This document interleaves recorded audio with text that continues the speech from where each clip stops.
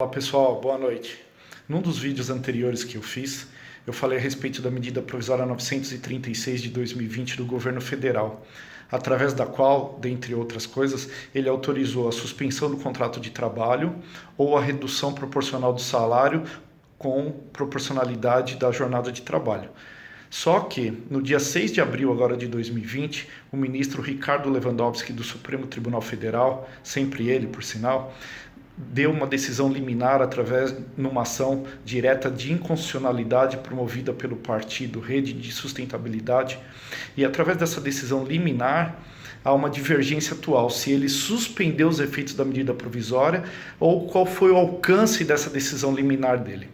Então eu estou aqui para esclarecer para vocês o seguinte, que a decisão liminar dele não revogou, não afastou, não declarou absolutamente nada de suspensão da medida provisória 936. O que essa decisão liminar fez foi exigir que tanto a suspensão do contrato de trabalho como a redução do salário com redução da carga horária seja anuída, seja cientificado o sindicato da categoria e ele manifeste a sua concordância com relação a esse ato, desse acordo feito entre o empregador e o empregado. Ou seja, feito esse acordo, o empregador tem o prazo de 10 dias para informar o Ministério da Economia e, nesse mesmo prazo de 10 dias, ele precisa informar o sindicato da categoria. E o sindicato da categoria precisa anuir. Se ele se silenciar, será entendido como concordância. Mas se ele se opor, esse acordo não poderá ser levado adiante.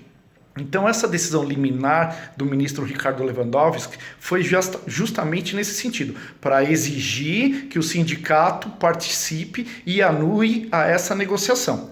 Tá? Então não suspendeu, não revogou absolutamente nada, é simplesmente essa exigência. Então você empregador, você empregado, todo acordo individual que fizerem com essa finalidade, seja da suspensão ou seja da redução, obrigatoriamente tem que passar pelo sindicato da categoria para ele anuir, para ele manifestar a concordância.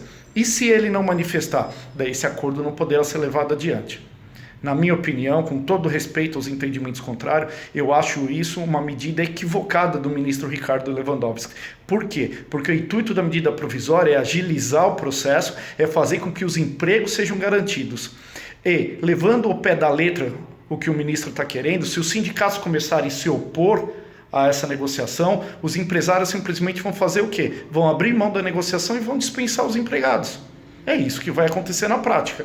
Então, ao invés de ficar criando obstáculos e empecilhos para a manutenção do emprego, na minha opinião, isso deveria ser mantida a medida provisória da forma como foi editada, da forma como foi trazida, da forma como foi promulgada, para que isso caminhasse no sentido de manter os empregos, manter o objetivo da medida provisória, que era o quê? Impedir que os empregadores dispensassem os empregados, através de um acordo para redução de custos e manutenção do emprego. Basicamente era isso. Então o que cabia a mim nesse momento era trazer para vocês justamente o esclarecimento de que a medida e os termos dela continuam vigentes, simplesmente foi uma decisão provisória, que ela pode ser validada pelo plenário. A previsão é de que até no final do mês de abril ou para o mês de maio isso seja levado a julgamento em plenário e daí será julgada pelos 11 ministros que compõem o Supremo Tribunal Federal e eles poderão cassar essa liminar ou